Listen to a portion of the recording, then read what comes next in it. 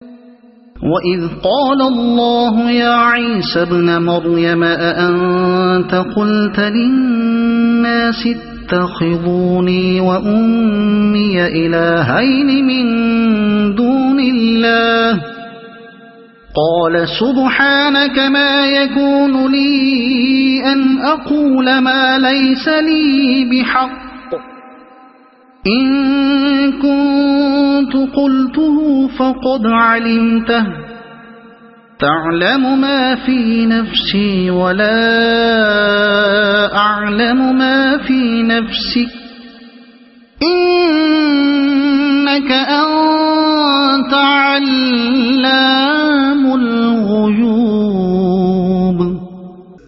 غرض جب یہ احسانات یاد دلا کر اللہ فرمائے گا کہ اے عیسیٰ بن مریم، کیا تو نے لوگوں سے کہا تھا کہ خدا کے سوا مجھے اور میری ماں کو بھی خدا بنا لو؟ تو وہ جواب میں عرض کرے گا کہ سبحان اللہ، میرا یہ کام نہ تھا کہ وہ بات کہتا جس کے کہنے کا مجھے حق نہ تھا۔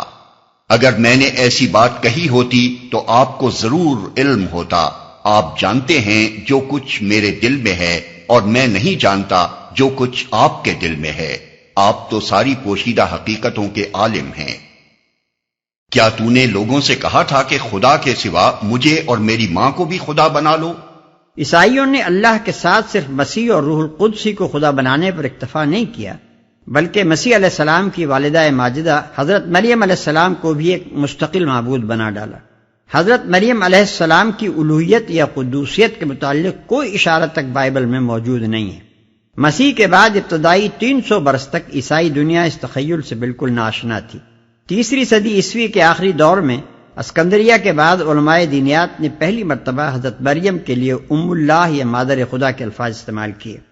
اس کے بعد آہستہ آہستہ الوہیت مریم کا عقیدہ اور مریم پرستی کا طریقہ عیسائیوں میں پھیلنا شروع ہوا، لیکن اول چرچ اسے باقاعدہ تسلیم کرنے کے لیے تیار نہ تھا، بلکہ مریم پرستوں کو فاسد العقیدہ قرار دیتا تھا۔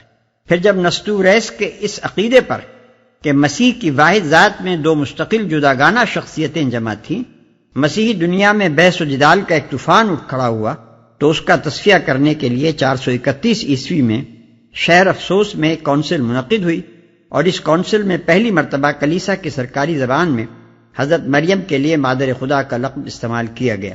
اس کا نتیجہ یہ ہوا کہ مریم پرستی کا جو مرض اب تک کلیسا کے باہر پھیل رہا تھا، وہ اس کے بعد کلیسا کے اندر بھی تیزی کے ساتھ پھیلنے لگا، حتیٰ کہ نزول قرآن کے زمانے تک پہنچتے پہنچتے حضرت مریم اتنی بڑی دیوی بن گئیں کہ باپ، بیٹا اور روح القدس تینوں ان کے سامنے ہیچ ہو گئے۔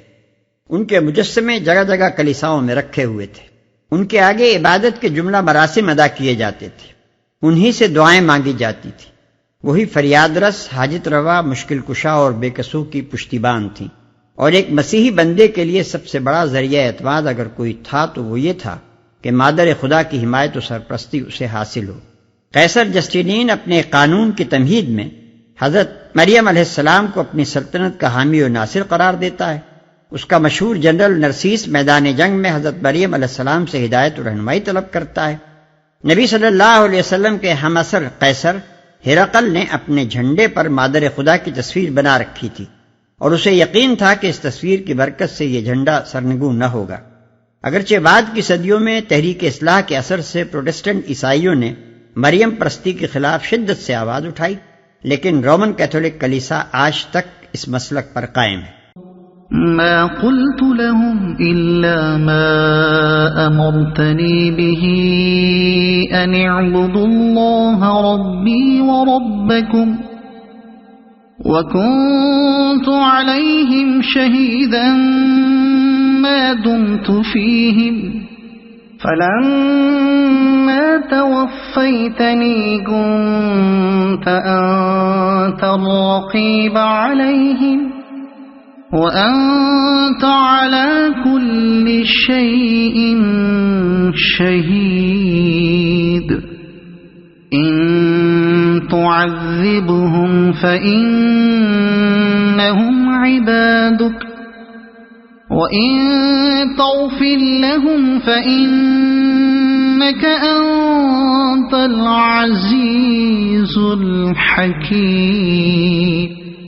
میں نے ان سے اس کے سوا کچھ نہ کہا جس کا آپ نے حکم دیا تھا، یہ کہ اللہ کی بندگی کرو جو میرا رب بھی ہے اور تمہارا رب بھی۔ میں اسی وقت تک ان کا نگراں تھا جب تک کہ میں ان کے درمیان تھا۔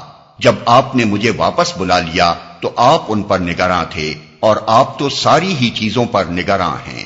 اب اگر آپ انہیں سزا دیں تو وہ آپ کے بندے ہیں، اور اگر معاف کر دیں تو آپ غالب اور دانا ہیں۔ قال الله هذا يوم ينفع الصادقين صدقهم لهم جنات تجري من تحتها الأنهار خالدين فيها أبدا رضي الله عنهم ورضوا عنه ذلك الفوز العظيم لله ملك السماوات والأرض وما فيهن وهو على كل شيء قدير۔ تب اللہ فرمائے گا، یہ وہ دن ہے جس میں سچوں کو ان کی سچائی نفع دیتی ہے۔ ان کے لیے ایسے باغ ہیں جن کے نیچے نہریں بہ رہی ہیں، یہاں وہ ہمیشہ رہیں گے۔ اللہ ان سے راضی ہوا اور وہ اللہ سے، یہی بڑی کامیابی ہے۔ زمین اور آسمانوں اور تمام موجودات کی بادشاہی اللہ ہی کے لیے ہے، اور وہ ہر چیز پر قدرت رکھتا ہے۔